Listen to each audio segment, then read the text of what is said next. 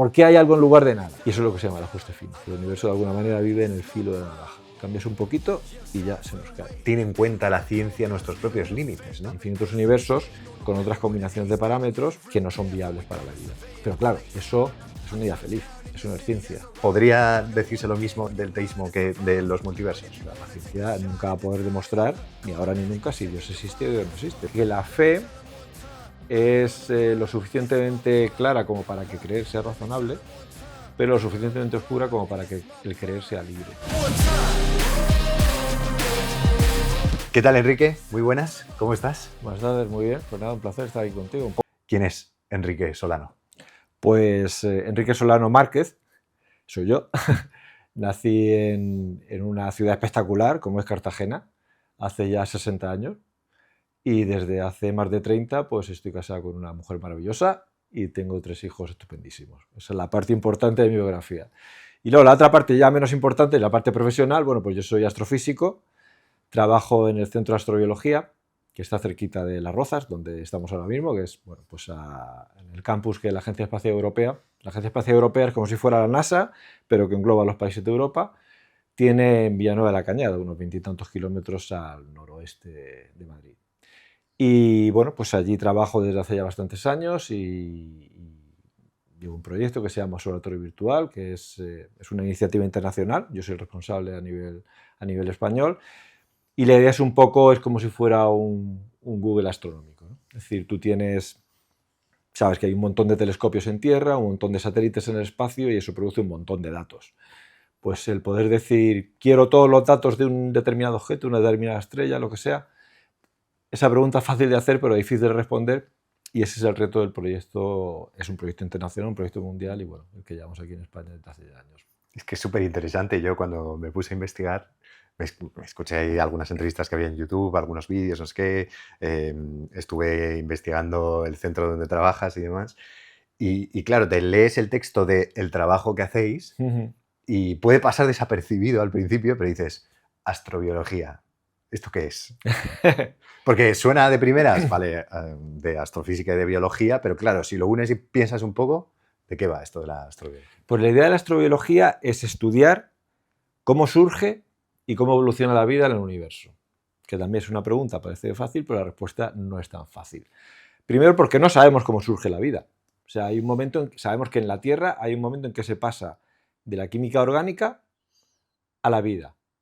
Y la vida, bueno, no hay una única definición de la vida, pero básicamente un ser vivo es aquel que, por lo que estudiamos en el colegio, las 3 funciones de relación, reproducción y metabolismo. Relación, es decir, es un ser que responde a estímulos del exterior, pues hay seres vivos que responden pues a la luz, al agua, nosotros mismos también respondemos a estímulos externos, que tenemos un metabolismo, es decir, que necesitamos energía para poder desarrollar un trabajo y nos reproducimos. Eso básicamente, si un ser cumple esas 3 cosas, es un ser vivo.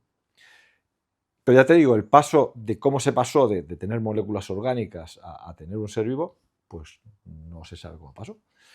Y entonces, claro, esta pregunta, para poder abordarla, tú necesitas hacerlo teniendo en cuenta, haciendo un abordaje multidisciplinar. O sea, en el Centro de Astrobiología pues hay biólogos, hay químicos, hay geólogos, hay gente que estudia, por ejemplo, entornos.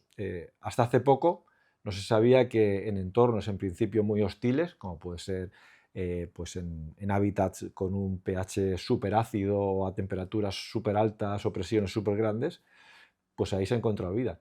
Un tipo de vida que se llama extremófilos, vida microscópica, pero digamos que hay seres vivos viviendo en unas condiciones donde hasta hace poco nadie pensaba que allí podía haber vida, ¿no? Y eso es bueno, porque dice, bueno, pues si tampoco la vida es tan delicadita para desarrollarse, puede ser que fuera de la Tierra podamos encontrar ambientes donde es posible desarrollar. También hay gente trabajando en el Centro de Astrobiología, ingenieros, que son los que llevan pues, los aparatos estos, los rovers que a veces salen en las noticias, que se mueven por Marte sobre todo, pues hay instrumentación que se ha desarrollado en este centro. Y por la parte que a mí me toca, porque yo soy astrofísico, también hay astrónomos, astrofísicos, que son los que estudian un poco cómo surgen las galaxias, surgen las estrellas, surgen los planetas, que al final es donde se desarrolla la vida, qué planetas son más óptimos para desarrollar vida, en qué posición alrededor de la estrella alrededor de la cual giran los planetas es mejor que esté un planeta para poder desarrollar vida. En fin, como ves, son distintos problemas, pero al final se necesita este abordaje multidisciplinar para intentar avanzar en este tema de saber lo que es la vida. No, me parece la leche, porque además es un trabajo al final que intenta tratar de responder una de las preguntas que nos llevamos haciendo probablemente desde que tenemos uso de razón. O Exactamente. sea, que es la leche. Ya iremos con el tema de la vida en nuestro planeta y fuera dentro de un rato, pero primero quería preguntarte, porque sé que igual es pregunta de cuñado, porque suena muy rimbombante, pero te quería preguntar si trabajas con la NASA, que son así como un poco como la NBA dentro del tema de la astrofísica, si habéis trabajado con la NASA y qué es lo que hacéis exactamente con ellos, en resumen. Así. Sí, bueno, sí que hay convenios de colaboración. Hubo una actividad, hace unos años la actividad fue más intensa, ahora se sigue colaborando con ellos, por ejemplo, en todo el tema ingenieril que te comentaba del desarrollo de instrumentación. La instrumentación esa está en aparatos que son de NASA, es decir, los rovers que se están moviendo, el Curiosity o de estos que salen a veces que parecen como Wall-E, ¿te acuerdas de Wall-E? Sí, Pues la peli de Disney, ¿no? Pues exactamente. Pues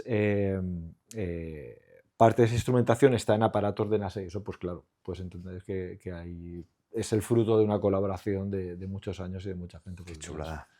Yo me acuerdo cuando era pequeño, tuve una época que tenía miedo por las noches. Y una vez que estaba además durmiendo en casa de mis abuelos, me acuerdo perfectamente que vino mi abuela, que la llamo Oma porque es alemana, y me empezó a decir, no, Javi, tranquilos, y la noche tiene cosas muy bonitas. Tiene, por ejemplo, las estrellas, el cielo, los planetas, no sé qué tal. Me acuerdo que, en ese momento me quedé sobao, porque me encantaba, ¿no? Todas las galaxias, no sé qué. Y yo te quería preguntar a ti también un poco por tu historia, en plan, ¿cuándo fue la primera vez que empezaste a interesarte por este tema, que miraste al cielo, que miraste el universo y te maravillaste con la belleza, ¿no? de lo que hay todo ahí afuera? La verdad que, o sea, yo creo que el cielo es espectacular. Yo creo que independientemente de que te dediques a él profesionalmente o no, es una de las cosas que a todo el mundo le atrae.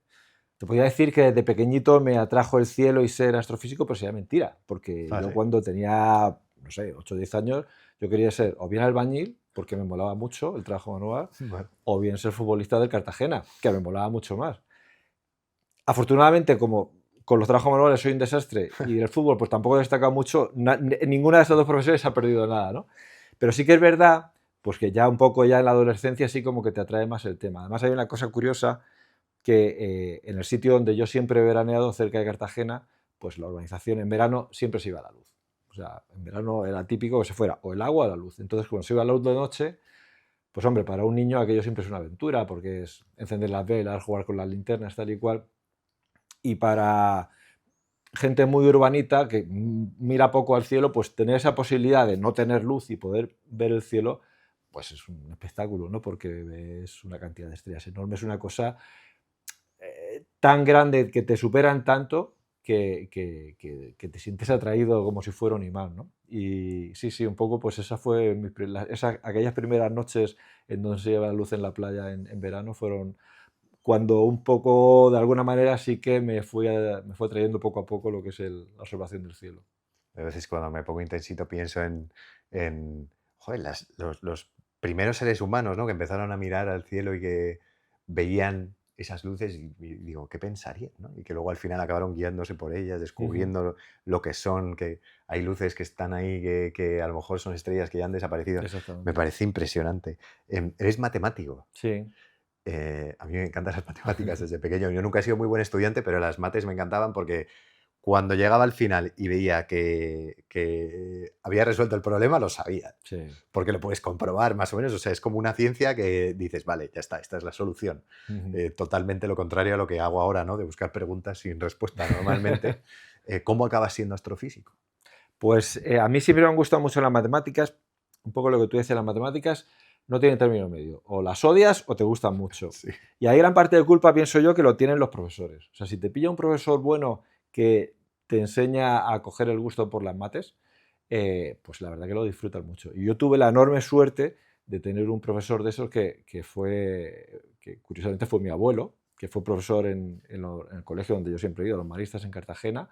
fue profesor durante 40 años y, de hecho, consiguió pues, el mayor galardón que se puede conseguir a nivel educativo en España, que es la Cruz de Alfonso X el Sabio, pues él la consiguió. Y bueno, pues yo creo que las matemáticas me encantaban gracias a él. Yo empecé matemáticas, pero no es el camino natural de llegar a la astrofísica, porque lo suyo es estudiar físicas. Sí que es verdad que hay una especialidad en matemáticas, se llama astronomía, pero es más astronomía clásica. Total, que cuando yo terminé la carrera y empecé mi tesis doctoral, de alguna manera me tuve que reconvertir y aprender toda la física o parte de la física que no había aprendido en la carrera para seguir por el camino de la astronomía, que es al final lo que yo quería. O sea, que empecé por las matemáticas con vistas a hacer luego ya especializarme en temas de astronomía, pero el camino natural que se suele seguir es no por matemáticas, sino a través de físicas. Qué guay, qué interesante.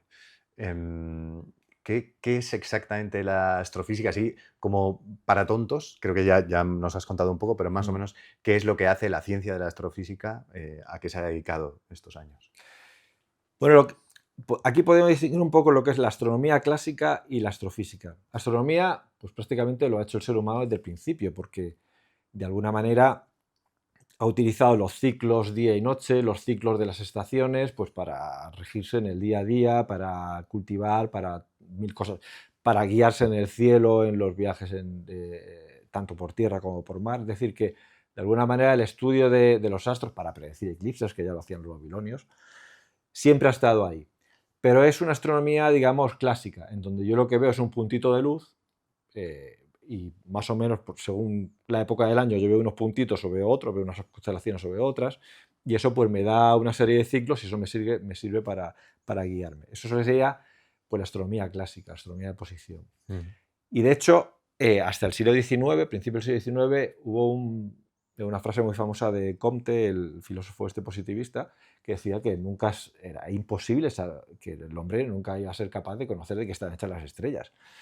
Pues curiosamente, años, décadas después, empieza la fotografía, no, empieza la espectroscopía, que es, pues, tú tienes un prisma y pues, te llega un rayo de luz y lo descompones en sus diferentes longitudes de onda, lo que sería un arco iris. Y eso, que es la información que nosotros recibimos de las estrellas, la luz, te permite saber un montón de cosas de las estrellas. Te permite saber la temperatura que tiene, la gravedad que tiene, los metales que tiene, te permite saber si se está acercando o se está alejando de nosotros, te permite saber si rota muy deprisa, rota muy despacio. Solo con ver la luz. Solo con ver la luz. Simplemente el descomponer la luz en sus diferentes longitudes de onda y estudiar cómo tengo, qué perfiles tengo en esa longitud de onda, es decir, cuál es el perfil, lo que se llama el espectro electromagnético. Simplemente con eso tenemos un montón de información y eso es el nacimiento de la astrofísica. ¿Y te dice también de qué está hecho la Sí, estrella? Por sí, aquello sí. que decían que Sí, no. sí, sí. Sabemos que las estrellas, la gran mayoría de las estrellas es hidrógeno, luego tiene un poquito de helio y luego tiene una serie de metales, ¿no? O sea, ¿se podrían tocar de alguna manera? Sí, o sea, es algo físico. Sí, sí, o sea, tú tienes en lo que es la capa, la fotosfera, que es como la capa más externa, al final una estrella es una bola de gas, no es algo sólido, pero en la capa más externa tienes todos estos elementos químicos, es como, digamos, tú tienes la capa, pasa la luz, y de alguna manera al pasar la luz deja como una impronta, una huella digital de lo que hay ahí, y es lo que te llega a ti. Qué guapo. Y bueno, imagino que no la puedes tocar porque te abrasas No, claro, no la antes, puedes ¿no? tocarla, no la Pero puedes bueno. tocar, pero sabes de qué son. Hay una frase que circula por ahí que sinceramente no sé muy bien dónde la he escuchado, no sé si en alguna peli o algún meme de estos o alguna imagen romántica de eso, que dicen de que somos polvo de estrellas. ¿Cuánto de verdad hay de eso, en eso? Es verdad, o sea, la frase normalmente se le atribuye. ¿Tú conoces a Carl Sagan? ¿Te suena? Sí, sí, claro. Que es este divulgador, bueno, el astrofísico, divulgador que hizo la serie Cosmos en los años 80 del siglo pasado, que a mucha gente nos inspiró. Y los libros de fundación, ¿no? Me parece. No, ese es Asimov, creo. Ah, es verdad, es verdad. Isaac Asimov.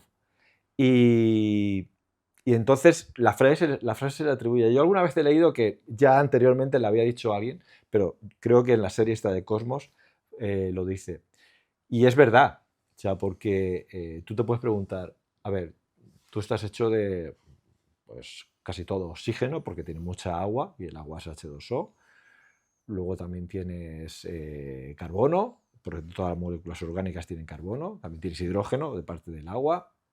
tienen nitrógeno, porque al final, pues, proteínas, ácidos nucleicos, todo esto también tiene mucho nitrógeno. Y todos esos elementos, ¿de dónde salen? Pues salen de las estrellas.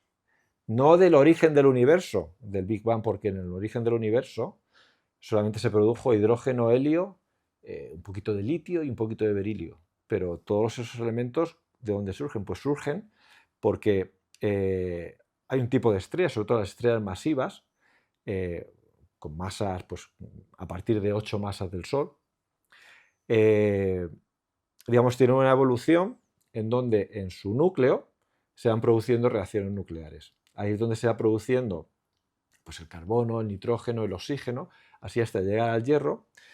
Y entonces la evolución, la muerte de estas estrellas muy masivas, explotan como una supernova. Entonces, lo que pasa con todo ese material que se ha ido fabricando en el núcleo es que eso sale al espacio. Y eso da lugar a, permite la formación de otras estrellas y al formarse las estrellas también se forman los planetas y de ahí todos los elementos químicos se han producido en estrellas masivas.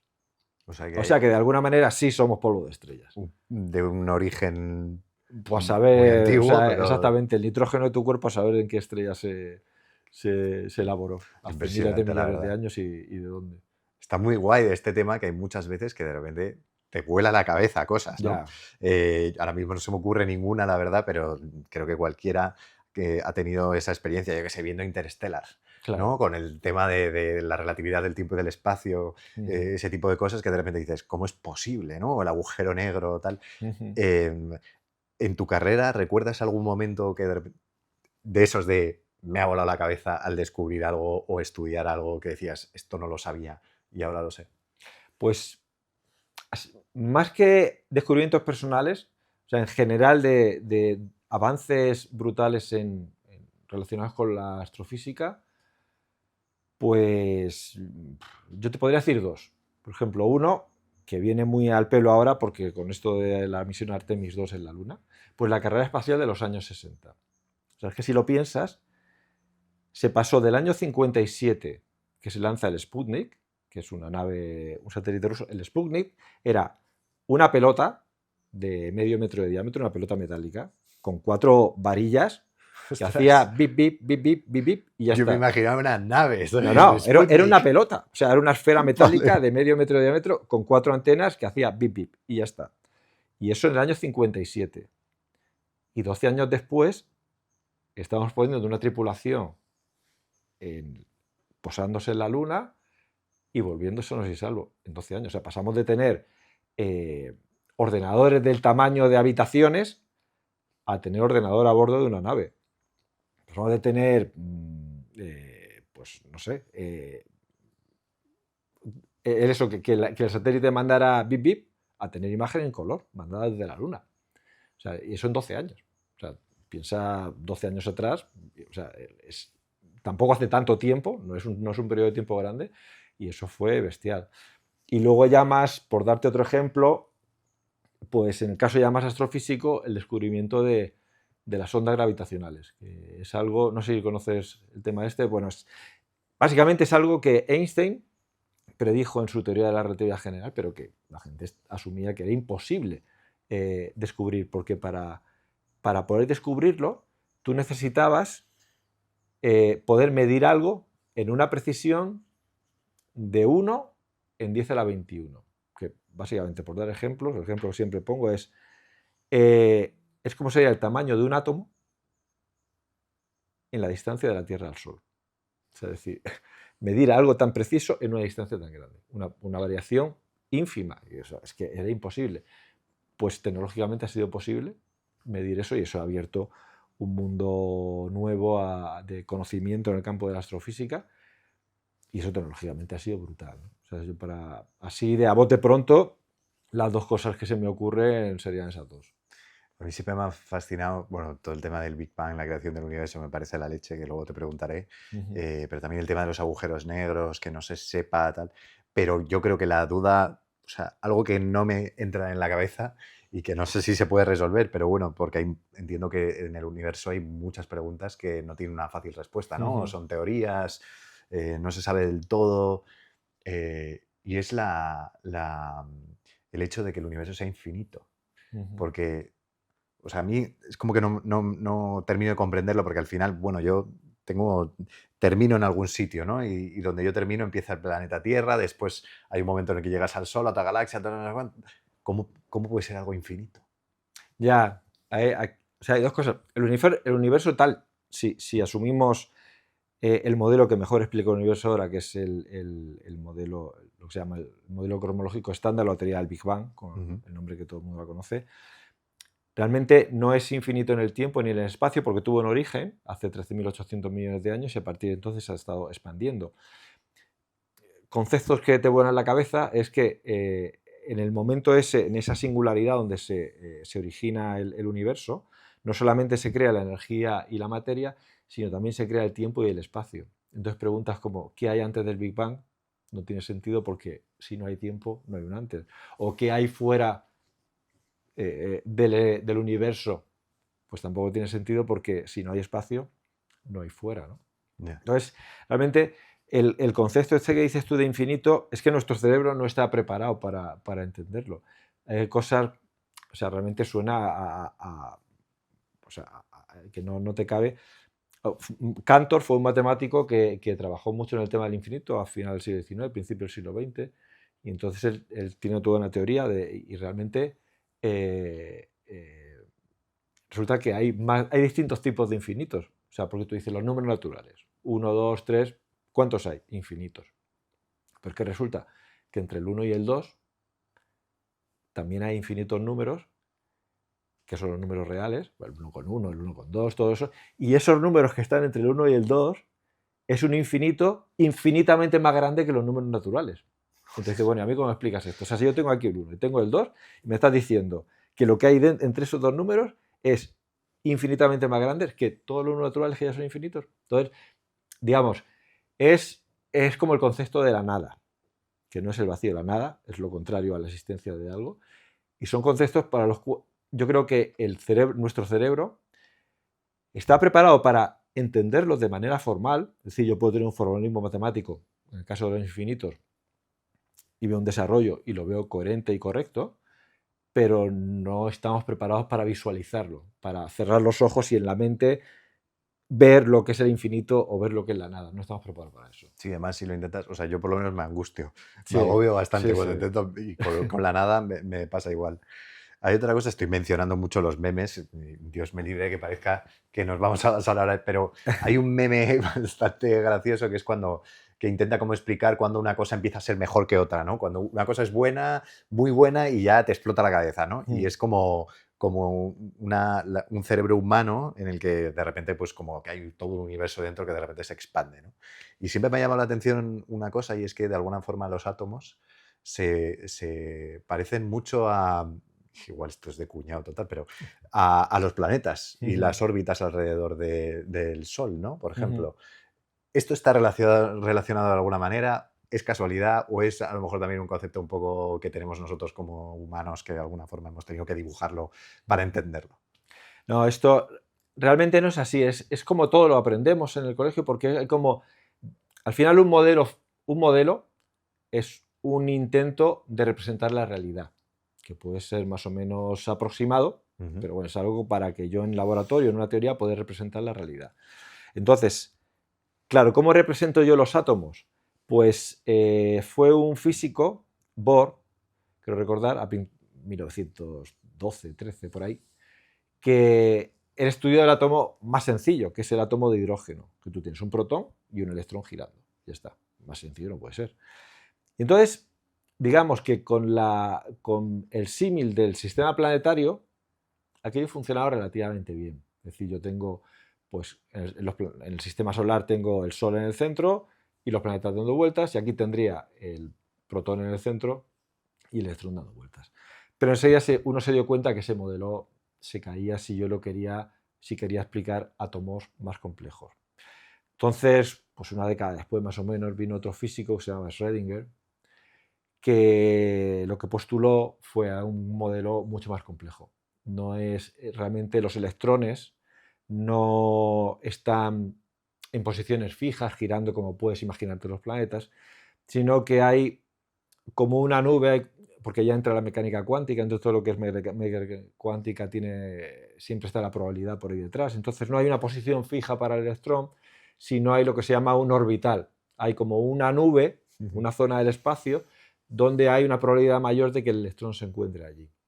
Entonces ya, digamos que el símil con el sistema solar ya se nos cae. Claro. Está claro, o sea, por supuesto que en el sistema solar las fuerzas que actúan, la fuerza gravitatoria en los átomos es fuerza electromagnética, eso está claro, y aparte ya este símil de electrones en posiciones fijas, en órbitas fijas, ya no nos vale, porque la naturaleza del átomo es más complicada, porque ya entra la mecánica cuántica, ya es pues eso, zonas donde hay una probabilidad mayor de encontrar el electrón, no posiciones fijas. Vale. Tengo un amigo que se llama Nico que le encanta también todos estos temas del universo y demás. Y creo que España no ha llegado mucha información, al menos a mí me ha sorprendido como periodista también no verlo más en las noticias, porque según Nico, que ha estado ahí muy enterado, ha debido ser una noticia potente bueno, creo que fue hace ya año y medio por lo menos, pero fue cuando en el Congreso de los Estados Unidos se han desclasificado unos documentos en los que se investigan lo que llaman, lo tengo apuntado, fenómenos aéreos no identificados. Los funny. Que viene a ser ovnis los antiguos ovnis de sí. toda la vida, pero Sí. que le han puesto otro nombre, creo que para que no parezca tan friki, porque desgraciadamente hay ahí como toda una cultura un poco, bueno, no sé, tengo la sensación de que hay como mucho miedo a este tema, ¿no? ¿Qué piensas de, no sé si tú estuviste siguiéndolo, qué piensas de todo este tema? Yo creo que con el cambio de nomenclatura como que le han dado más cobertura, ¿no? Porque ovni era objeto volante, entonces parecía como algo artificial, ¿no? Mientras que ahora, como han abierto el abanico y es eso, fenómeno, o sea, como cualquier cosa que pasa en el cielo y que no entiendo muy bien lo que es. Entonces, bueno, con esto yo soy bastante, por un lado, cuidadoso y por otro lado, escéptico, ¿no? Entonces, volviendo a Carl Sagan, que hablábamos de él antes, él decía, también tiene una frase que decía que afirmaciones extraordinarias necesitan evidencias extraordinarias. Entonces... Qué buena frase, la verdad. Claro, es decir, oye, tú estás diciendo una cosa muy gorda, joder, pues no puedes, tienes que corroborarla de alguna manera, ¿no? Entonces, bueno, si realmente tienes, pues hay un área 51 con extraterrestres allí, con restos biológicos, con restos tecnológicos, pues lo suyo sería que lo abrieras a la comunidad científica y entrara dentro de lo que es el mundo de debate y estudio y análisis de la comunidad científica y al final dar una conclusión, pero es como si yo te dijera, pues mira, tengo un extraterrestre en mi casa. Y dice, ¿qué dices? Es que no te lo puedo enseñar. Bueno, de hecho en esa época en México pasó eso, ¿no? Que de repente dijeron que tenían unas momias de unos extraterrestres, que también ha sido como... No recuerdo muy bien dónde la sacaron, porque claro, como de repente vinieron tantas noticias de ese tema, decía, esto ya me parece como, no sé, yo también soy un poco escéptico con esas cosas, pero bueno, a la gente que le encanta este tema, claro. Sí, no, lo que pasa, luego hay cosas curiosas con esto del fenómeno ovni, porque, o sea, una correlación que hice yo un día es, tú puedes pensar, ahora todo el mundo va con un móvil, o sea, que si ves algo en el cielo, no nos cuesta a ninguno nada, pues hacer una foto, grabar un vídeo, lo que sea, de mayor o menor calidad, pero algo sale. Entonces, uno esperaría que hubiera una correlación entre los países con un número mayor de móviles y el número de avistamientos. Entonces tú te vas a Wikipedia y buscas países con mayor número de móviles, pues te sale China, India, Nigeria, no sé qué, Estados Unidos. Y luego resulta que hay un sitio que ahora mismo no me acuerdo, en Estados Unidos, que al final lo que hace es un censo de avistamientos y tiene sus mapas de dónde han sido en el mundo. Entonces tú ves los mapas del mundo y resulta que el fenómeno ovni, o FANI, es un fenómeno muy anglosajón. Se da en Reino Unido, se da muchísimo en Estados Unidos y se da un poquito en Australia. Y ya. O sea, tú te vas a China y allí no hay ovnis. Tú te vas a Rusia y no hay ovnis. Te vas a Sudamérica y avistamientos hay muy pocos. Entonces, o sea, ahí hay un sesgo que dice, bueno, ¿y esto por qué? ¿No? ¿Por qué los alienígenas tienen tendencia a aterrizar en Estados Unidos? No tiene mucho sentido, ¿no? Entonces, no te digo que esto lo explique todo, pero sí que en el número de avistamientos un enorme porcentaje se explican de manera natural o bien por tecnología secreta de cualquier país o mil cosas, ¿no? Ujú. Mucho antes que pensar que nos están visitando. Ya. Sí. Ya para meternos en este tema, que no va a ser el único, luego, ¿creéis que puede haber vida extraterrestre?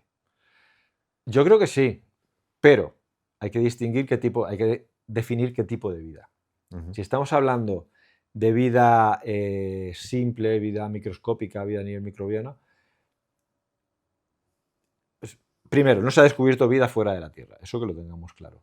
Pero sí que hay un consenso general en la comunidad científica de que ese tipo de vida simple debería existir, incluso puede ser que la descubramos en un corto espacio de tiempo y relativamente cerca. Por ejemplo, se está estudiando, sabemos que Marte tuvo una atmósfera similar a la de la Tierra, tuvo agua, pero esa atmósfera se perdió y ahora Marte es un territorio inhóspito, pero puede ser que se pueda encontrar algún tipo de vida en el subsuelo marciano. También es posible que en hábitats que se pensaba, por ejemplo, uno se va a los planetas de fuera del sistema solar, son planetas helados, tienen temperaturas muy frías, y ahí puedes pensar, bueno, ahí es que no puede haber vida. Pues hay satélites, por ejemplo, Encélado, que es un satélite de Júpiter, perdón, Encélado de Saturno, Europa, que es un satélite de Júpiter, que si tú lo ves son cuerpos rocosos, pero tienen una capa de hielo brutal. Pero es que debajo de esa capa de hielo tiene un océano de agua líquida. Y entonces ahí se dan las condiciones similares a las que podemos encontrar en los océanos terrestres, en donde hemos podido encontrar vida. Entonces, uno puede extrapolar y decir, si yo en un hábitat similar, como el que lo tengo en la Tierra, he encontrado vida, ¿por qué en esos otros hábitats no puede haber una vida similar? Es decir, ese tipo de vida simple sí que puede existir, que ya sería una pasada, encontrar vida fuera de la Tierra, porque la única vida que conocemos es la de la Tierra. Ahora, si pensamos en vida compleja, tipo seres humanos, incluso tecnológicamente avanzada, ahí ya hay que andar con mucho más cuidado. Porque lo único que sabemos en la Tierra es que, si bien la vida surgió, pues prácticamente tan pronto la Tierra fue medianamente estable, la vida surgió muy rápido, pero la vida compleja hasta llegar a... O sea, pues la Tierra surgió hace 4.000 millones de años y el ser humano tiene 200.000 años. Es decir, durante mucho tiempo se tuvo que desarrollar la vida durante mucho tiempo y que durante esos miles de millones de años no hubiera grandes cambios para que no desapareciera todo, hasta dar lugar al ser humano. Y el ser humano ha llegado ya en la prórroga, prácticamente, porque es que dentro de 1.000 millones de años, que parece mucho, pero en tiempos astronómicos no es mucho, la Tierra va a ser inhabitable. Porque sabemos cómo evoluciona el Sol se va a hacer una pelota mucho más grande y se va a llevar por delante la atmósfera de la Tierra, el agua y todo. O sea, dentro de 1.000 millones de años la Tierra no va a ser habitable. Menos mal que tú y yo no vamos a estar, pero ya me Yo has creo que no, acojonado. yo creo que no, nada, tranquilo. ¿Y qué se prevé que pase en ese momento? Porque entiendo que, bueno, si el ser humano sigue en la Tierra y no nos hemos claro, destruido entre hay nosotros. 1.000 millones de formas distintas de morir antes de esa, ¿no? Claro, claro. Entonces, si no nos hemos matado de alguna manera de esas 1.000 millones de formas hasta entonces, se supone que para entonces el ser humano será tecnológicamente lo suficientemente avanzado como para poder emigrar a otros planetas. Es que me parece de peli de ciencia ficción, ¿eh? Es verdad que muchas veces se dice de las personas que le han dado más vueltas a esto. La verdad, sinceramente, yo no, justo a este tema de la vida fuera de la Tierra no le he dado muchas vueltas. Pero sí que es verdad que un argumento que tiene sentido para mí, que es como, joder, en un universo tan grande, ¿no? Infinito, aunque sea muy difícil que se den las condiciones que se dan en la Tierra, pensando en probabilidades, ¿no? Dirías como, pues bueno, si tienes infinitas opciones, es posible que haya alguna en la que se dé unas condiciones al menos similares a las de la Tierra. ¿Esto es así de verdad o los estudios y la ciencia dice lo contrario? Pues, para poner todo un poco en contexto, o sea, el primer planeta fuera del sistema solar se descubrió en el año 95, es decir, hace 31 años, hace nada. Desde entonces se han descubierto ahora mismo lleva unos 6.000, pero es que prácticamente estamos explorando, como suele decir, el jardín de mi casa, la parte trasera, o sea, que queda infinito por explorar. Sí que la ciencia dice que hay un montón de estrellas, hay un montón de planetas, que antes no se sabía, y de esos planetas hay también un montón de los que pueden estar lo que se llama en la zona de habitabilidad, que es donde es la zona en donde el planeta puede albergar agua líquida, que es interesante porque sabemos que el agua líquida es fundamental para la vida tal y como la conocemos en la Tierra. Es decir, que tenemos espacios donde se pueda desarrollar la vida, ¿no?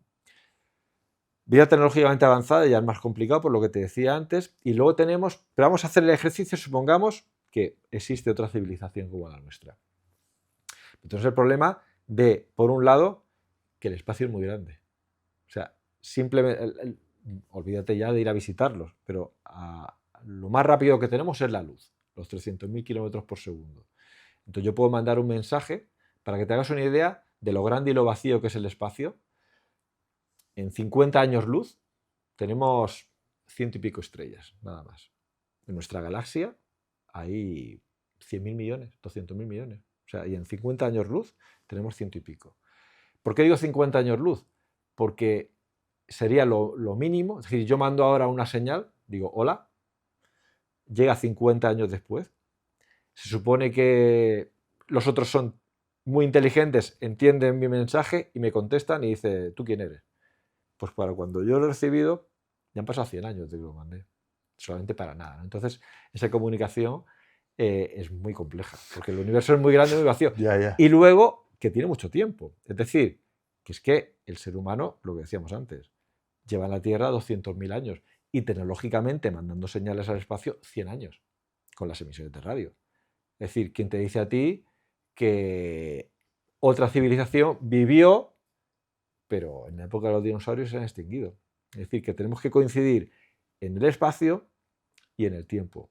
Y en una cosa tan grande, tan vacía y con tantos años como el universo, o sea que es complicado que existan, y yo casi me atrevería a decir que es incluso más complicado que, si existen, que podamos establecer contacto con ellos. Que nos crucemos de alguna Sí, manera. sí. Imagínate que te dejan en visto el mensaje ese encima. Ya ¿no? ves, Que también encima puede dice, pasar, que te claro. cagues y dices, a ver si van a ser malos, ¿no? Claro, eso es otra, Claro. que mucha gente que piensa eso, es decir, oye, que esto es como si tú pasas una noche en una selva, lo que no quieres es empezar a hacer ruido. Claro. Lo que quieres porque no sabes lo que hay por ahí. Y hay gente que piensa que, cuidado, oye, ¿por qué tenemos que decir dónde estamos? Que a ver cómo son los otros.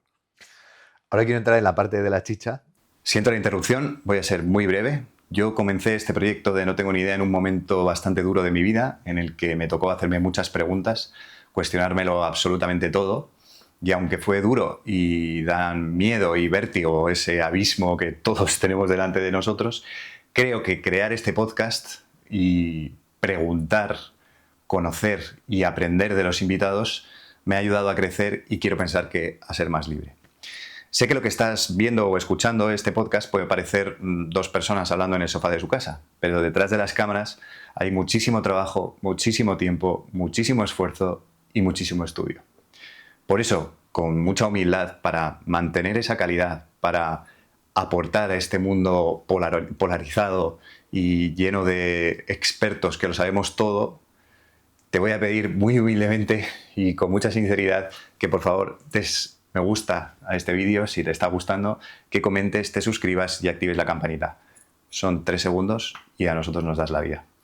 Y si tú también te haces preguntas, si te gusta el proyecto, si también te apasiona, si también quieres buscar la verdad conmigo, voy a dejar un enlace en la descripción de este vídeo a mi Patreon, que es la única manera que he encontrado de financiar este proyecto para mantener la calidad y también poder ser libres. Yo me comprometo desde el otro lado a seguir trabajando muy duro para que este podcast sea cada vez mejor, cada vez más interesante y que siga aportando luz.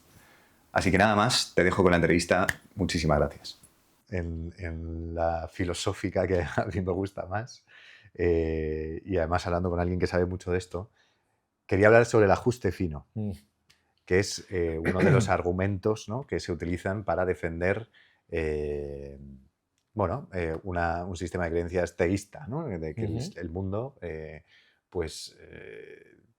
tiene Dios, hay un Dios que lo ha creado.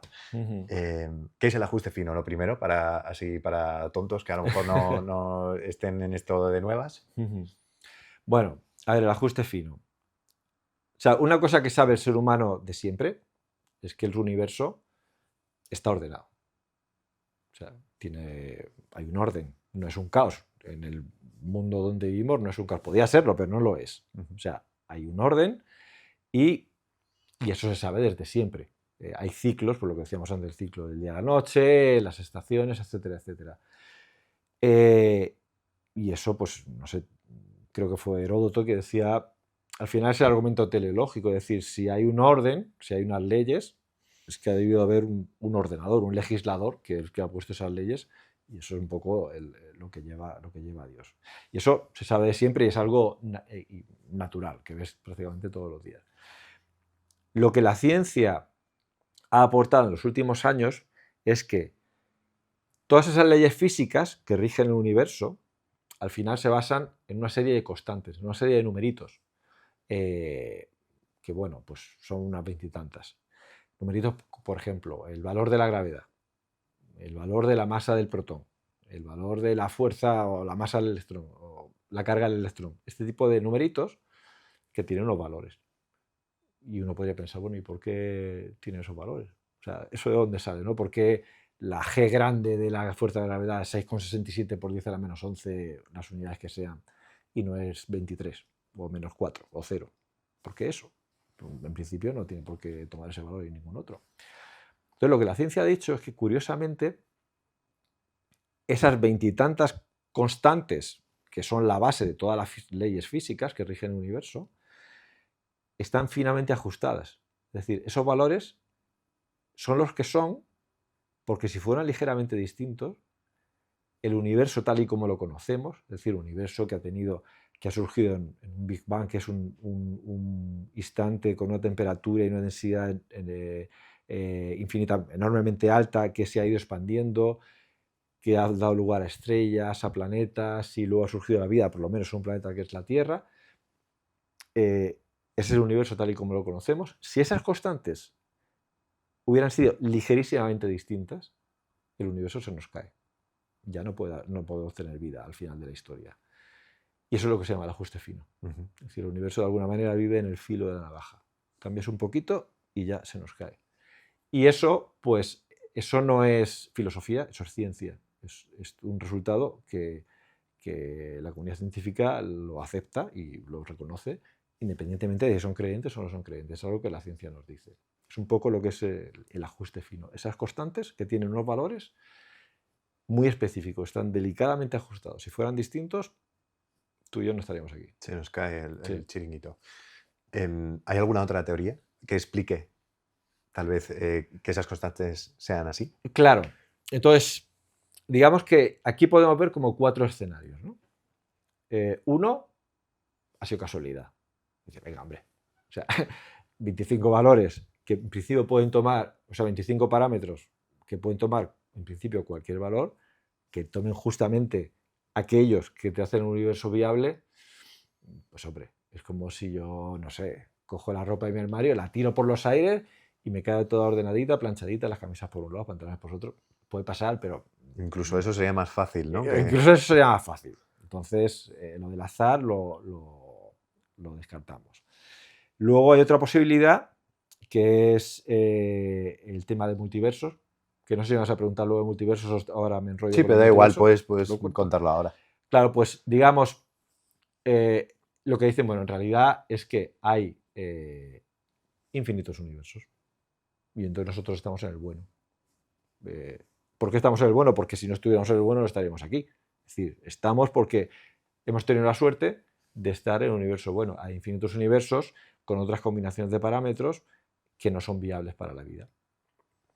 Pero claro, eso es una idea feliz, eso no es ciencia, porque al final la ciencia, tú puedes tener un desarrollo formal, pero tienes que tener una evidencia empírica, tienes que contrastarlo con que la naturaleza realmente como tú lo estás describiendo. Y no hay manera, son universos como paralelos, es como cuando tú eras pequeño y cogías el aparato este de pompas de jabón, imagínate que cada pompa fuera un universo.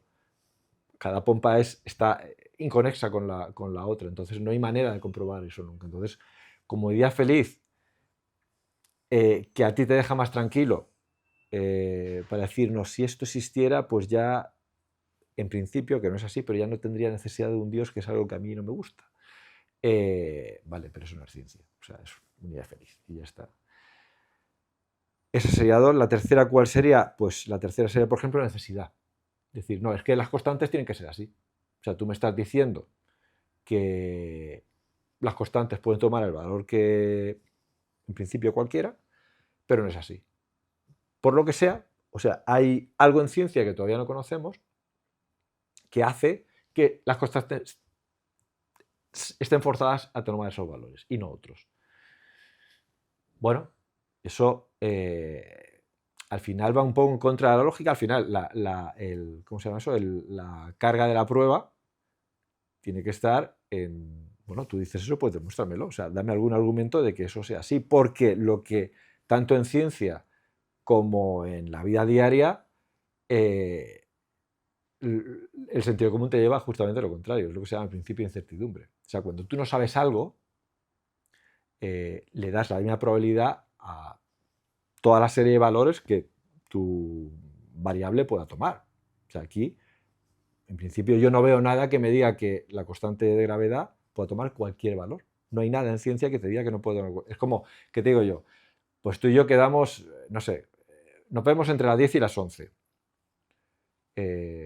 Tú no dices, no, Enrique va a venir a las 11:04. No, en principio, para ti, entre las 10 y las 11, cualquier valor tiene la misma probabilidad. Un poco pasa aquí lo mismo. Es decir, esa hipótesis de necesidad no está fundamentada en nada. Es un poco como los multiversos. Es decir, no hay nada en ciencia que te diga que eso tiene que ser así y no hay ninguna otra manera. Y al cuarto camino es un poco la hipótesis teísta. Es decir, eso está ahí porque hay alguien, esas leyes que rigen el universo no han surgido por sí solas. Han sido creadas por un creador y eso es lo que lleva ya a la hipótesis teísta. Entonces, de estos cuatro caminos, de estos cuatro posibles escenarios, claramente el más robusto es el de la hipótesis teísta. Te voy a preguntar por qué, porque antes has dicho una frase muy buena que me parece que al final una gran afirmación, ¿no? Requiere grandes... ¿no? Y tal vez pienso en alguien que pueda estar escuchando esto, puede decir sobre lo que pensamos sobre el multiverso o sobre el resto de teorías, puede decir, bueno, pues a mí me pasa lo mismo con el argumento teísta, ¿no? Claro. ¿Por qué tiene más peso, por qué consideras que tiene más peso ese argumento que el resto? Porque en el fondo también puede ser como una idea, es que no sé cómo lo has llamado, pero me ha parecido muy guay, con el tema de los multiversos, de la idea feliz, ¿no? De una cosa separada de alguna manera. Es como que no podemos terminar de demostrar jamás que Dios existe, ¿no? Pues si no, es como que habría que redefinirle, ¿no? Si, vamos, al menos esa es como lo veo yo.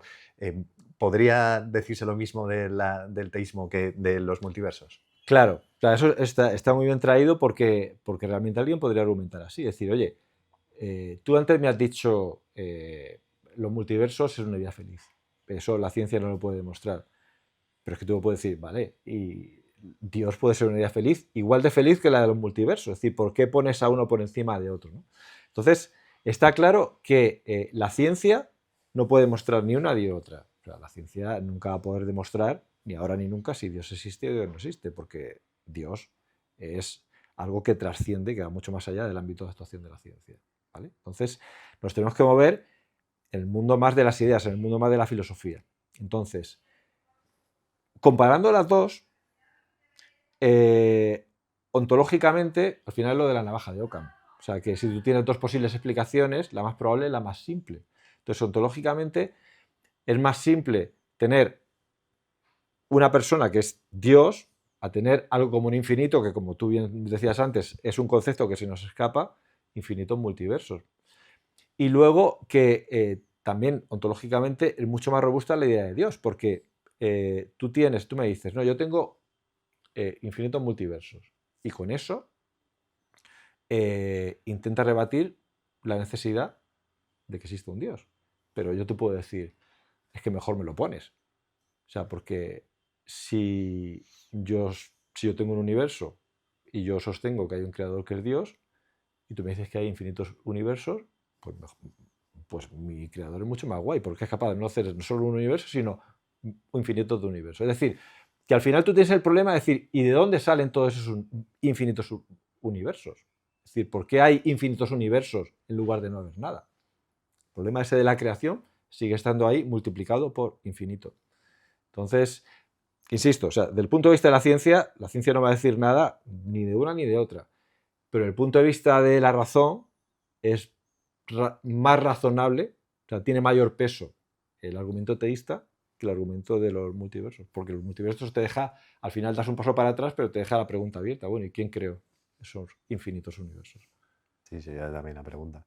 A mí siempre me gusta en este podcast como cuestionarme, porque soy una persona que me cuestiono muchas cosas y creo que además cuando me he hecho preguntas sobre cómo vivo, sobre mis creencias, incluso sobre por qué hago determinadas cosas, me ha ayudado.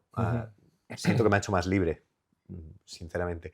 Y entonces quería preguntarte a ti si en esto del ajuste fino hay algo que te cuestione, hay algo que es a lo mejor dentro del argumento fino, del ajuste fino, que es aquello que a lo mejor se te queda un poco más cojo o si tienes dudas con algo.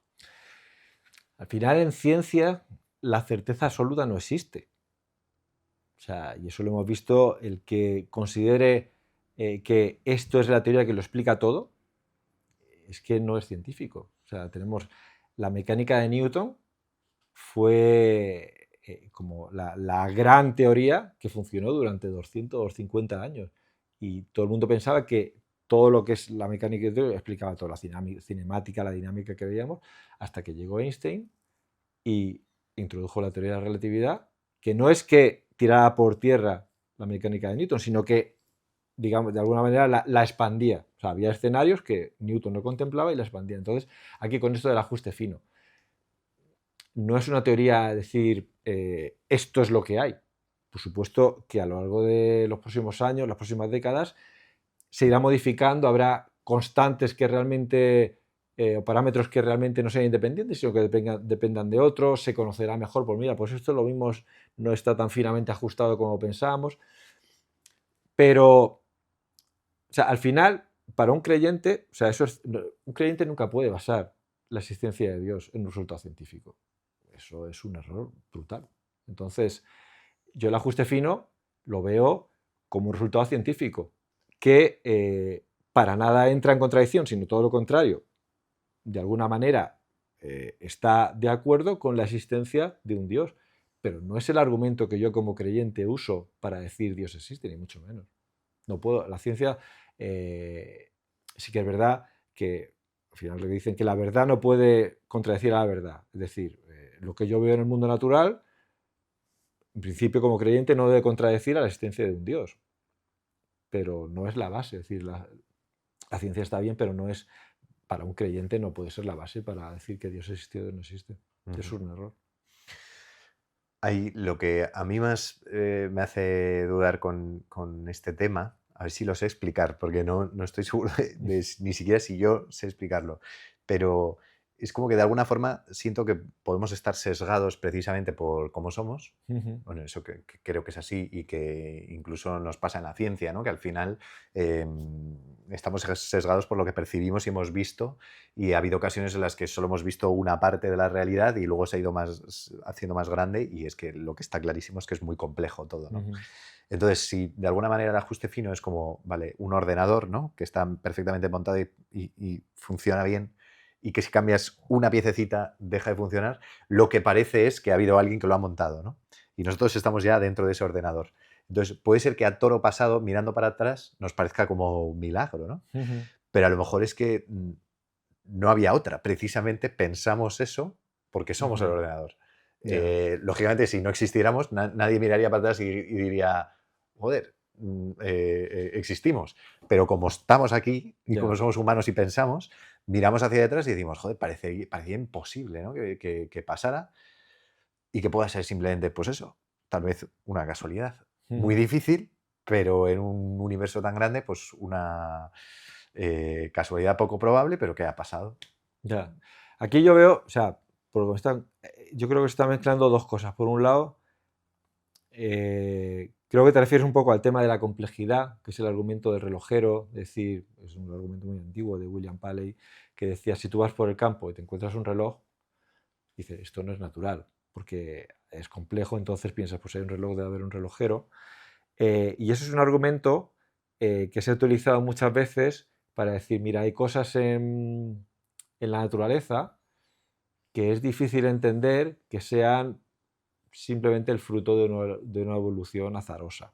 Por ejemplo, pues siempre se pone ejemplo, pues lo que es el ojo, es un órgano que es muy complejo de desarrollar y que es muy difícil que haya sido creado por evolución. Es decir, buscar a Dios en las cosas que no entendemos. Eso es un error. Eso lo que se llama sería un Dios tapa agujeros. Entonces, el buscar a Dios en las cosas complejas de la naturaleza que no entendemos, eso es un error porque afortunadamente la ciencia avanza cada vez más. Entonces, eso que no entiendes ahora llegará un momento que se pueda entender y entonces tú me puedes decir con toda la razón de, oye, ¿dónde está tu Dios? Ese Dios que tenía que actuar ahí porque si no era imposible pasar de un estado a otro, yo te lo he explicado científicamente, entonces tu Dios, ¿dónde está? Es un Dios tapagujeros que no es un Dios católico. Entonces, todo el tema, el que yo vea cosas complejas en el mundo y no sea capaz de comprender de momento, eso no quiere decir que Dios está actuando ahí donde yo no sé cómo funcionan las cosas. Por tanto, el argumento de la complejidad para demostrar a Dios es, digamos, un poco rebatible. Pero es que el tema del ajuste fino no es que sea algo complejo, lo que tú necesitas en un ordenador, sino que es que son, al principio de todo, o sea, hay una serie de constantes que están eso delicadamente ajustadas. Y eso es lo que hay. Entonces, ¿cómo explico yo eso? Pues en los 4 escenarios que hablaba antes, pero no hay otra cosa. Tengo la sensación de que en general los seres humanos nos damos mucha importancia a nosotros mismos. Creo que es una condición nuestra, porque pensamos, porque no sé.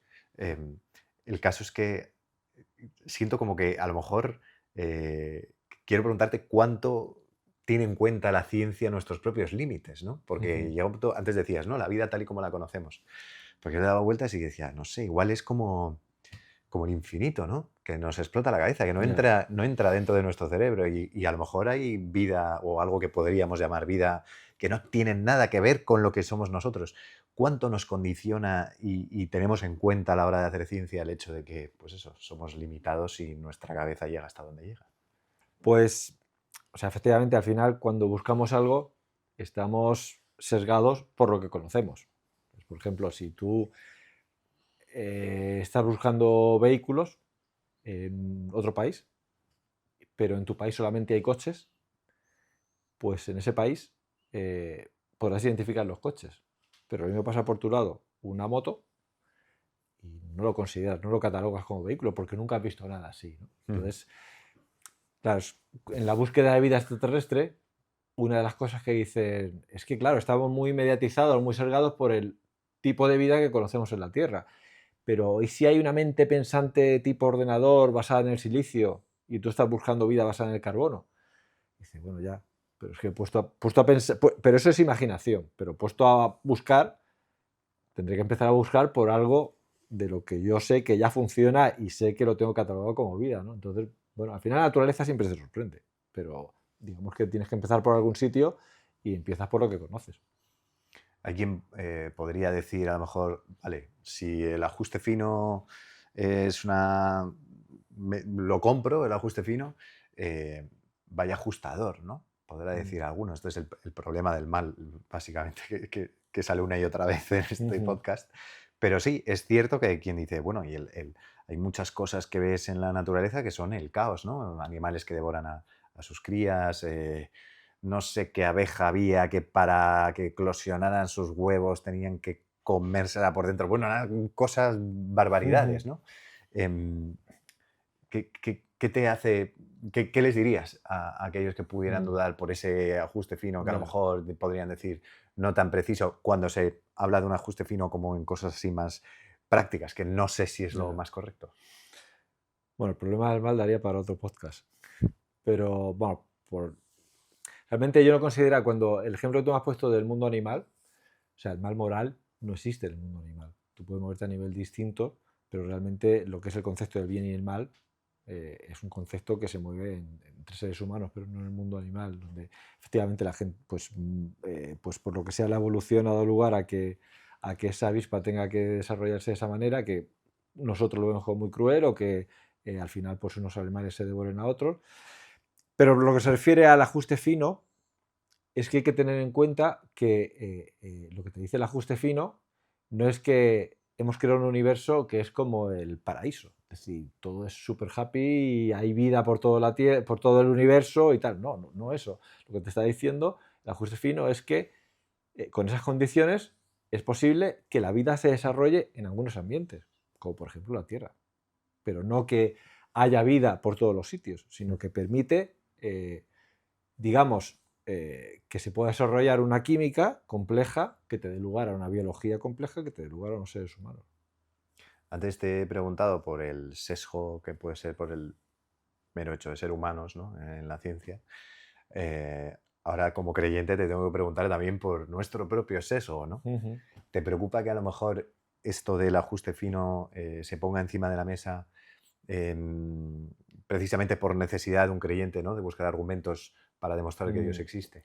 Sí, o sea, al final ni los científicos ni los creyentes son seres de luz. Es decir, todos tienen sus filias y sus fobias. Por ponerte un ejemplo, cuando surgió el Big Bang, hubo una reticencia brutal a aceptarlo por gran parte de la comunidad científica, incluso con campañas de revistas como Nature, que es una revista súper prestigiosa de publicación de ciencia, porque aquello tenía un tufillo. O sea, si hay un principio, suena a creación, y si hay creación, suena a creador, si hay creador, suena a Dios. Eso tenía un tufillo que a mucha gente no le gustaba. Entonces, bueno, vamos a ver cómo podemos darle la vuelta a esto para que realmente no sea lo que realmente está pasando. Pues al final la evidencia era tan grande que ahora mismo es el modelo que mejor explica el universo, ¿no? Y lo mismo pasa para los creyentes. Hay muchos creyentes que están muy a gusto. Pues que el universo tenga un principio me mola, porque pues eso, por lo que ya lleva al creador, o que exista esto del ajuste fino, pues también me mola mucho porque, bueno, pues eso, claro, como si no, ¿de dónde va a salir? Pero insisto, o sea, es muy pobre y muy peligroso y muy triste basar la existencia o no existencia de Dios en argumentos científicos, porque la ciencia no está para demostrar si Dios existe o Dios no existe. Entonces, tan errado está el científico ateo o increyente que intenta buscar modelos cosmológicos alternativos al Big Bang para intentar demostrar que Dios no existe, como el creyente que se aferra al Big Bang, al ajuste fino o cualquier otra cosa para decir, ya duermo esta noche tranquilo porque sé que Dios existe. No, la ciencia no está para eso. A mí no me pasa eso, desde luego. O sea, que ojalá pudiera tener esa tranquilidad. ¿Dios necesita un para qué? Porque ya pienso en la idea que tenemos de Dios, ¿no?, en general, y, bueno, el Dios cristiano que creemos en un Dios que se hace hombre, ¿no? Y bueno, nosotros como católicos, pues, que bueno, no sé si es el término correcto, pero que se hace un trozo de pan. ¿Necesita constantes Dios para crear el universo? ¿O números, matemáticas, ciencia? Esa pregunta se la tienes que hacer a Dios cuando lo invites a ir a tu podcast. Sería el mejor invitado, ¿eh? Porque que te diga yo por qué Dios hizo las cosas así y no los hizo de otra manera sería como muy presuntuoso. Realmente no lo sé. O sea, la forma en que Dios, de alguna manera decide en un momento que exista algo distinto a Él y crea. Entonces es la creación, todo lo que conocemos, ¿no? ¿Por qué crea? Pues digamos que la tradición cristiana dice que crea por amor, porque quiere tener una criatura a la que querer y que esa criatura la quiera él. ¿Y cuál es el mecanismo de la creación? Pues lo que nosotros vemos, estudiando como científicos, estudiando el mundo natural, es que él pues establece unas leyes muy simples, pero a partir de la cual se desarrolla o son la base de toda una creación tan complejísima como podemos ver, no a nivel macroscópico en el universo, sino incluso a nivel microscópico, cómo funciona la vida, cómo de complejos somos cada uno de nosotros como seres humanos. Es decir, con unas leyes muy simples somos capaces, es posible crear cosas tan complejas, ¿no? Eso sería un poco la respuesta que te podría dar. Pero cuando invites a Dios, me avisas para que esté yo también. O... Me temo que no va a poder ser. La producción ahí es muy complicada. Ya. Últimamente, en general tengo la sensación de que es como que se ha puesto de moda el tema de lo religioso, lo espiritual, Dios, que, que no estoy muy de acuerdo en realidad con que se ha puesto de moda. Pienso que siempre ha estado ahí y lo que pasa es que llama más la atención ahora. No sé, se ha dado la situación de las redes sociales en las que a lo mejor la gente religiosa ha llegado más tarde, no lo sé, pero no me parece, ha habido épocas, creo, en las que los religiosos estaban mucho más a la orden del día que ahora. Pero es verdad que han salido un par de libros en los que parece afirmarse de que existen pruebas de que Dios existe, que habría también que ver qué significa tener una prueba. Pero te quería preguntar, me produce mucha curiosidad, no sé si has leído estos libros y saber qué te parece y si crees que se puede demostrar que Dios existe, aunque ya me has dicho un poco. Sí, sé qué libros son. De hecho, tuve oportunidad de estar en algún debate con los franceses, con el autor de libro francés, y a José Carlos González Hurtado también lo conozco. Y, o sea, realmente mi opinión es que, o sea, si uno, pues en cualquier medio de comunicación ve cualquier titular que dice la ciencia demuestra que Dios no existe, tiene que ponerlo en cuarentena. Pero igualmente, si hay titulares, como últimamente también saben, de que la ciencia demuestra que Dios existe, pues también hay que ponerlos en cuarentena. Y yo creo que la clave de todo, las distintas, digamos, el distinto abanico de sensibilidades, la clave de todo está en saber qué es demostrar, qué es una prueba. Entonces, un poco cuando me preguntan esto, intento contar que al final tú puedes tener 3 niveles de demostración. Tenemos lo que sería el método deductivo, que son las matemáticas, es decir, que lo que decíamos antes, tú pruebas que el resultado de esta ecuación es 5 y es 5. Y es 5 para ti, para mí, hace 20 siglos, dentro de 20 siglos, no 5 y un poquito o 5 menos un poquito, es eso. Y ya está, no hay discusión. Pero eso es a nivel de matemáticas. En el mundo natural no ocurre eso. Tenemos otro método, que es el método inductivo. Al final tú lo que haces es, con conjuntos pequeñitos, pues tú tienes un cuervo que es negro, otro cuervo que es negro, 100.000 cuervos que son negros. Pues tú dices, los cuervos son negros. Pasas de lo, digamos, de una muestra al universo, ¿no?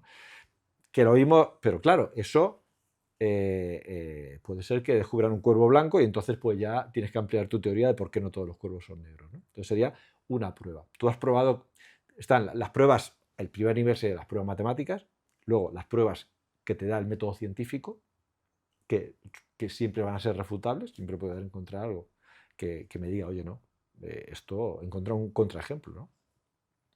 Ninguno de esos dos casos se puede aplicar a Dios. Entonces tenemos el tercer nivel, que es el método abductivo, que es lo que se llama la inferencia, la mejor explicación, que es lo que sale en las películas de asesinatos. Cuando hay un juicio, nadie del juicio ha visto el asesinato, pero tú tienes una serie de pruebas circunstanciales que te hacen inclinar la balanza más en un sentido que en otro. Entonces, tal y como yo lo veo, tú no puedes decir que has probado que existe Dios porque nunca lo vas a poder probar. La ciencia nunca va a poder probar eso. Porque tampoco quiero yo un Dios que sea pequeñito, que se pueda medir, que se pueda pesar, que se pueda cuantificar. El Dios cristiano no es ese. Yo no quiero un Dios así. O sea, que es bueno que no lo pueda hacer la ciencia. Entonces, en ese método de la inferencia, la mejor explicación, lo que yo veo en la naturaleza es que no hay nada que claramente me digas que Dios no existe, y lo que veo son cosas, pues como ajuste fino que hablábamos antes, que hace inclinar la balanza hacia el lado de que pensar que existe un Dios es razonable con lo que yo veo, es coherente, pero es un indicio, no es una prueba. Entonces, un poco yo creo que debemos movernos en esos dos niveles. Yo no soy partidario para nada, de decir que la ciencia demuestra que existe Dios, pero sí soy partidario de decir que la ciencia cada vez más proporciona una serie de indicios que hace que pensar que existe un Dios creador sea razonable. No hay nada en contra de eso. Es un poco la gran diferencia de cómo abordar este tema. Sí, no, me encanta porque yo pienso igual. De hecho, a mí muchas veces me cuesta, ¿no? Y es más bien querer creer, ¿no? Y Mm. posicionarte en una cosa que, bueno, hay dos opciones, las dos son razonables.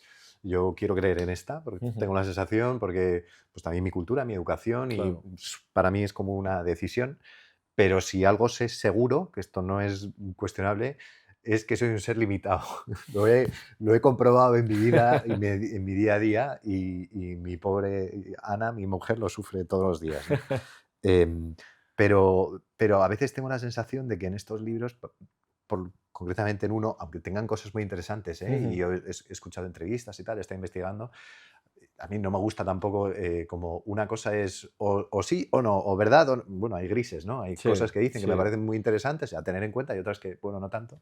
Y una de esas es que a veces parece que el argumento ateo o aquel que no cree es prácticamente idiota. ¿Cómo Ya, puedes no creer ante la evidencia, no? ya. Y sinceramente, yo reconozco que hay muchos días que el día que con más fe me levanto soy agnóstico, ¿sabes? Ya. Entonces, me cuesta mucho a veces esa como ruptura, ¿no? con aquel que piensa diferente, y te quería preguntar por tus compañeros Ujú. científicos y en general el consenso científico, ¿hacia dónde va? Ya. ¿Cómo ha sido tu relación con personas que a lo mejor no creen o qué te da la sensación de que es como lo más común dentro Ya. del mundo de la Ya. ciencia? O sea, yo creo que, por lo que decías de estos libros han hecho mucho bien, sin estar al 100% de acuerdo con lo que dicen, Ujú. la forma de transmitir las ideas que tienen. Yo creo que han hecho mucho bien porque a mucha gente a pie de calle le han abierto los ojos, porque hasta ahora lo que había claramente era un sesgo a lo contrario. Es decir, el científico tiene que ser ateo, la religión siempre está en contra de la ciencia, no progresamos por culpa de los curas, etcétera, etcétera. Que son tópicos que son muy fácilmente refutables, pero que al final son tópicos que la gente ha comprado. De alguna manera, estos libros han servido para compensar la balanza y decir, oye, cuidado, que aquí hay una serie de cosas que no es como te la han contado, ¿no? Ujú. Entonces, al final, en esto de creer o no creer, lo decía un matemático del siglo XVII, creo, Blaise Pascal, todo el tema de probabilidad fue el que lo introdujo él, y él decía que algo así como que la fe es lo suficientemente clara como para que creer sea razonable, pero lo suficientemente oscura como para que el creer sea libre. Y es así. O sea, si al final fuera una cosa demostrada científicamente, pues todo el mundo tendría que creer. O sea, eh, coge una piedra y cae hacia abajo. Y todo el mundo cree eso porque las piedras no caen hacia arriba. Entonces sería un poco lo mismo con Dios y no seríamos libres. Y la libertad es el regalo más grande que nos ha hecho Dios, hacernos libres. Entonces, a nivel de la comunidad científica, pues yo creo que, bueno, curiosamente, en la Sociedad de Científicos Católicos de España estamos trabajando en una encuesta sobre la religiosidad de los científicos españoles, un poco para dar datos reales, pero mi impresión es que el nivel de increencia es similar, podría decirte, al de otras profesiones. O sea, yo creo que, sobre todo más en las nuevas generaciones, no es tanto pensar en argumentos de si Dios existe o Dios no existe, sino un poco me da igual. O sea, que me dices Ya, que Dios existe, vale. Que no existe, me vale también. O sea, es ya. un poco no plantearse el tema, ¿no? Que también es una cosa un poco de la educación que has recibido, tu cultura, tal. Y entonces Sí, el no entiendo que igual plantearse haya cosas, personas que... claro, claro. Entonces, yo te digo, a nivel de científicos, efectivamente, hay mucho más científicos no creyentes que científicos creyentes, eso es indudable. Pero yo creo que si haces estadísticas en cualquier otra profesión, te vas a encontrar números, digamos que parecidos. No hay nada en ciencia, o sea, por lo que decía antes del científico, si obligatoriamente tiene que ser ateo. No hay nada en ciencia que te haga en un momento dado de tu carrera profesional situarte en un cruce de caminos y decir, no, tengo que ir por la parte de mis creencias, la parte Ya. eso no existe.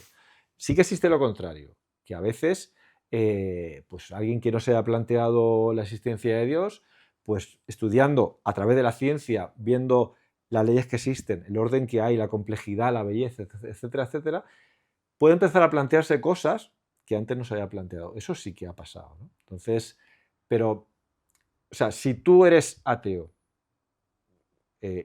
no busques en ciencia argumentos para demostrar que Dios no existe.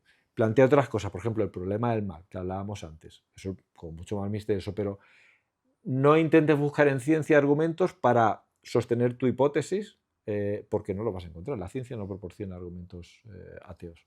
Ujú. Ahora me voy a poner en el otro lado porque yo siempre cuestiono, de verdad, y cuestiono mucho mis creencias y por eso intento hacer preguntas, no sé si son tan incómodas como a mí me gustarían, pero para mí lo son, porque al final es poner en jaque aquello sobre lo que he cimentado mi vida, ¿no? Ujú. Pero también me genera dudas cuando veo el otro lado, ¿no? La ciencia literal, materialista, ¿no? En la que no hay duda Ujú. y me da la sensación de que a veces se puede caer en que la ciencia se convierta en una especie de religión también. Y que no se me malinterprete, la Sí, sí. ciencia es súper importante y gracias a Dios la tenemos, pero entiendo que el científico también se fía de muchas cosas que tampoco lo ha demostrado él por sí mismo, ¿no? No ha hecho todos los procesos o las pruebas que tiene que hacer para plantear sus propias hipótesis. Ujú. ¿Es un peligro esto en el campo científico? ¿Tú lo has visto a tu alrededor? Claro, al final tú caes en una ideología como es el cientificismo, que dices, aquello que puede explicar la ciencia vale y lo que no puede explicar la ciencia no existe o no me vale. Entonces, eso desde el mundo, del propio mundo científico, incluso científicos ateos, han dicho que, mira, quien sostiene eso es que no hay manera más fácil de desprestigiar la ciencia, porque la ciencia vale para muchas cosas, pero vale para lo que vale. Por ejemplo, cosas que nunca va a poder explicar la ciencia es el propósito. Hay un ejemplo, no sé si conoce John Lennox, que es un apologeta cristiano. Él siempre pone un ejemplo de un pastel. Tú puedes tener un montón de científicos, biólogos, químicos, físicos, matemáticos, si quieres, estudiando los componentes nutricionales del pastel, los elementos químicos, las moléculas, todo lo que quieras, conocer el pastel desde todos los puntos de vista. Pero eso no quiere decir que lo sabes todo sobre el pastel, porque hay una pregunta que no vas a saber responder nunca desde el mundo de la ciencia, que es ¿por qué hay un pastel? Eso solamente lo puede decir la persona que ha hecho el pastel. Entonces, sabemos que en el mundo real hay preguntas que la ciencia no puede responder, o sea que la ciencia no lo abarca todo. E incluso dentro de lo que es la propia ciencia, pues durante este último siglo se han desarrollado teorías donde nos dicen que la ciencia a todo no llega. Por ejemplo, la teoría del caos, los sistemas caóticos, yo no puedo predecir lo que va a pasar, incluso teniendo una ecuación y sabiendo pues es el valor al cabo de un cierto tiempo, como no puedo hacer que el error de mi medida sea cero, los sistemas caóticos son impredecibles en el futuro. Eso pasa con el tiempo. El clima es un sistema caótico. Nunca se va a poder saber cuál va a ser el clima en 2 meses. Hasta ahora, como mucho, llegamos a 15 días. Pero es porque es imposible. La ciencia no puede ir más allá por la propia metodología de la ciencia. O la cuántica, donde yo ya no tengo posiciones y velocidades, sino tengo probabilidades que al final, cuando lo que se llama el colapso de la longitud de onda, pues ya digamos que ya sí que digamos, puedo medir y tal, pero está en un mundo de probabilidad donde las cosas pueden estar, lo que hablábamos antes de los electrones, no hay una posición fija, sino que está por Una aquí. nube. Claro, es decir, ¿dónde está el electrón? Pues la ciencia no te lo puede decir, está por aquí. Entonces,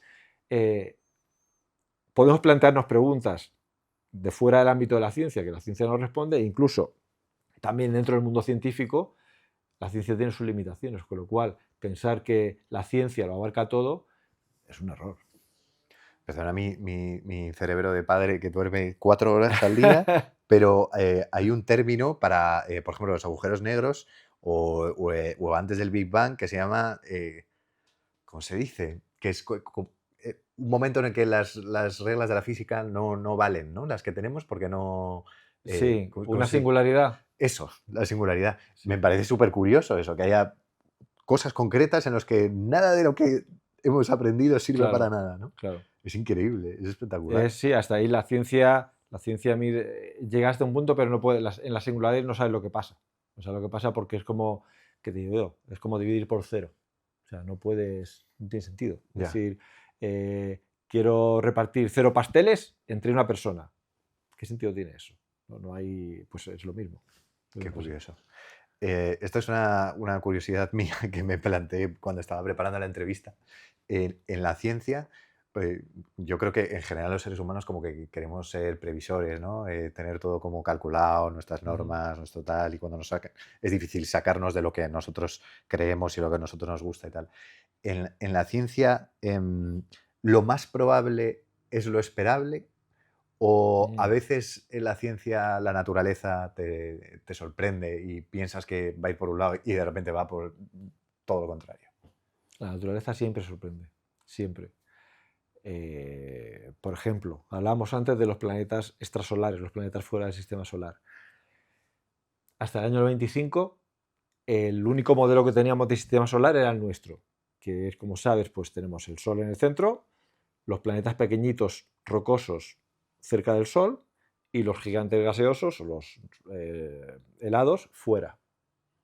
Bueno, pues resulta que de esos semiplanetas que hemos descubierto fuera del sistema solar, prácticamente ninguno es como el nuestro.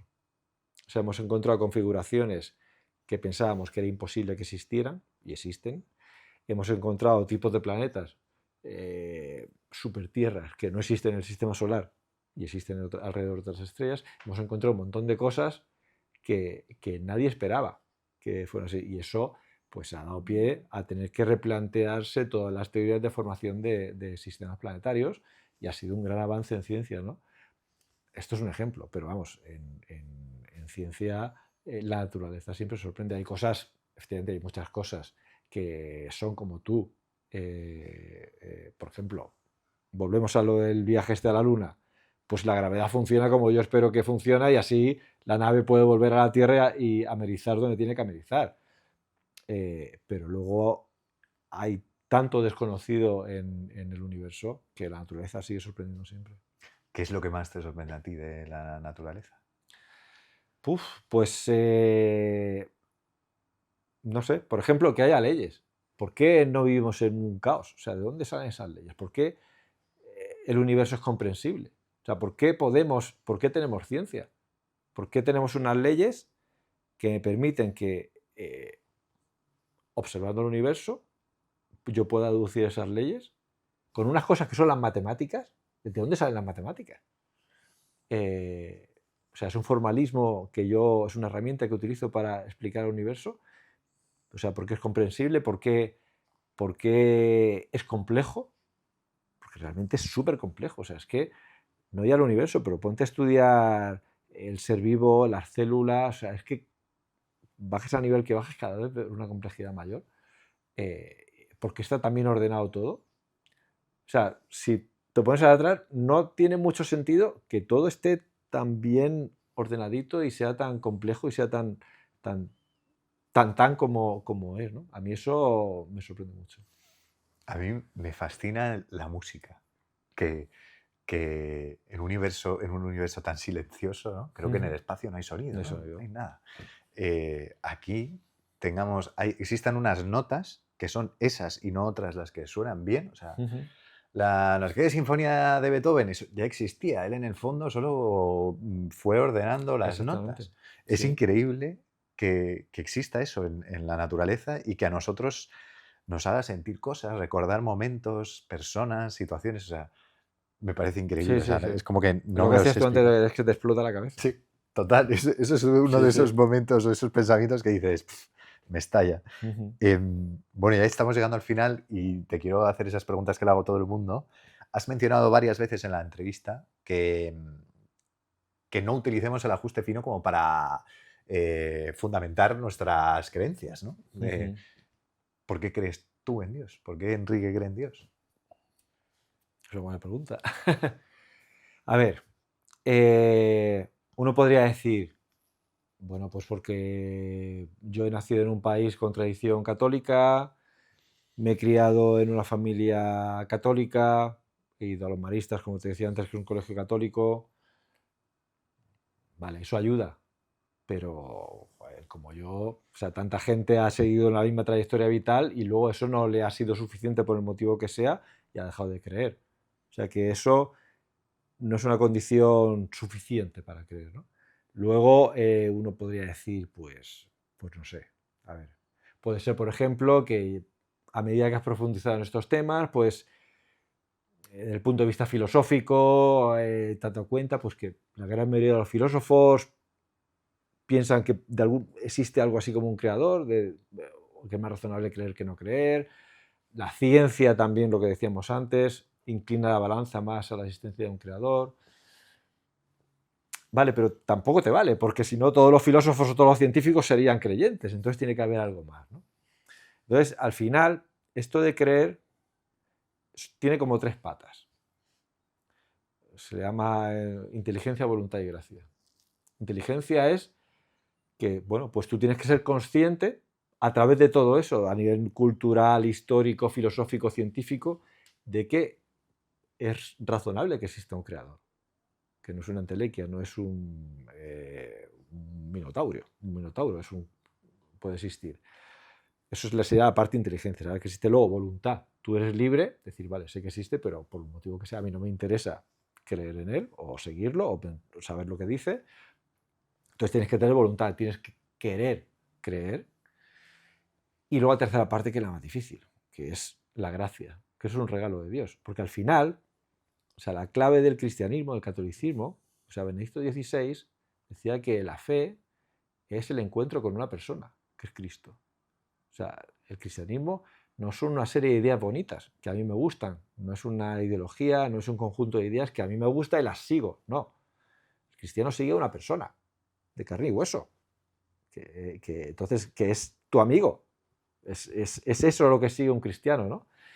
Y entonces, ese encuentro, el encontrarte con esa persona, al final es un don, es un regalo que Dios da a unas personas y a otras que buscan a Dios, pues quizás tarda más en dárselo o se lo da de otra manera, o quizás no de manera tan directa, ¿no? Entonces, al final, ¿por qué creo en Dios? Sí que es verdad que toda esa base cultural, todo lo que la ciencia me dice, todo eso ayuda, pero realmente al final es ese encuentro con esa persona, con Dios, el notar que Dios existe en mi vida, lo que me hace creer en Dios. O sea, el ver en el mundo pues, que hay cosas buenas, que hay muchas más cosas buenas que malas, a pesar de que no digan eso, que al final en las cosas buenas del mundo ahí está Dios, es un pálido reflejo, pero reflejo de Dios, y cómo Dios ha actuado en mi vida.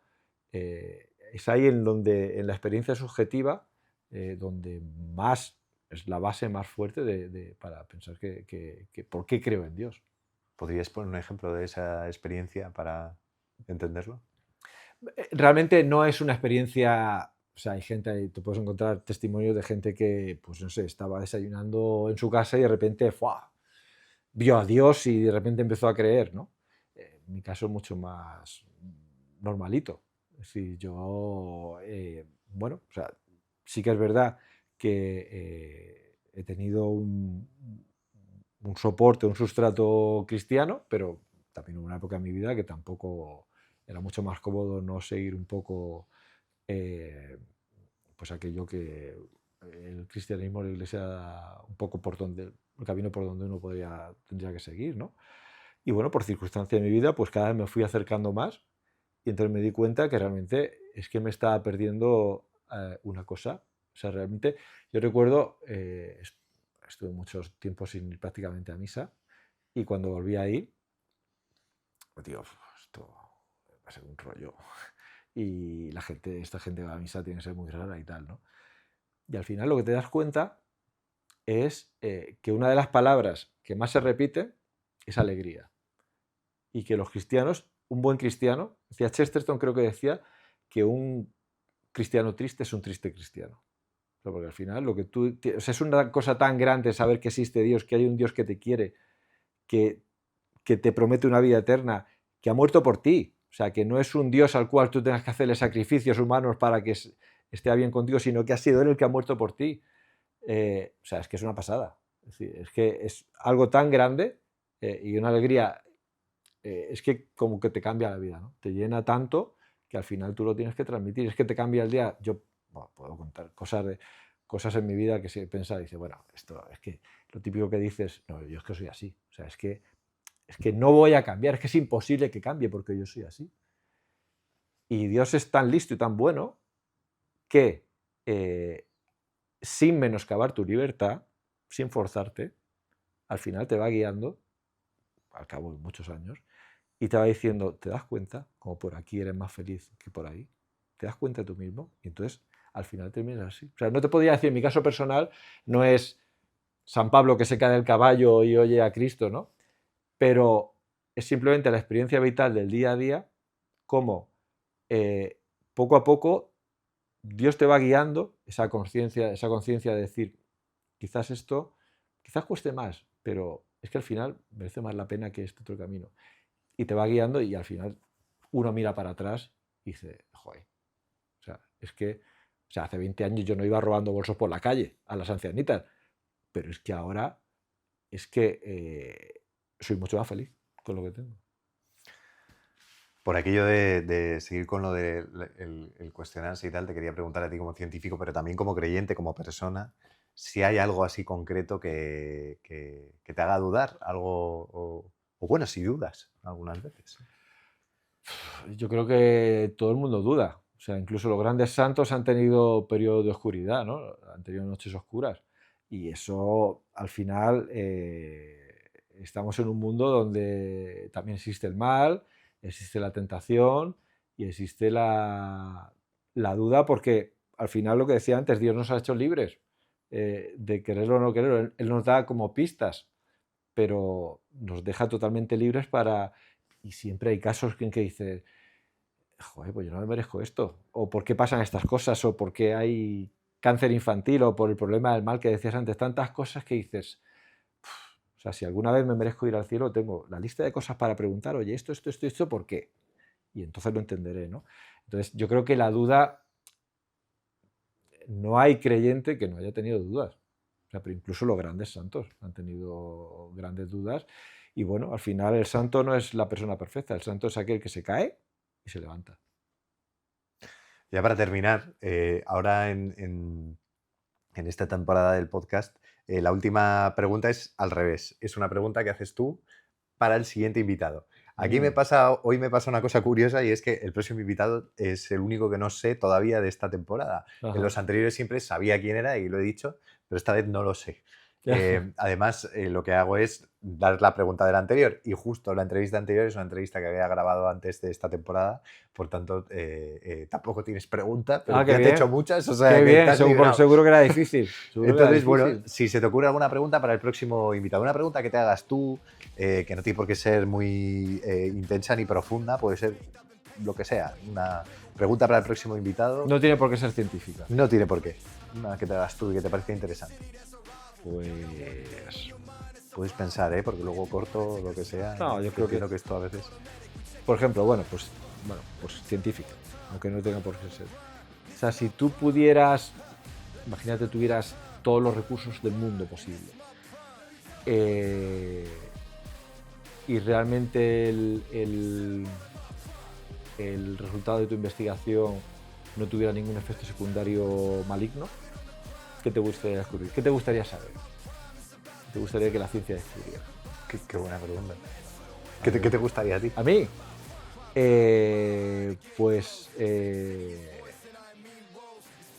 No vale, dar pistas.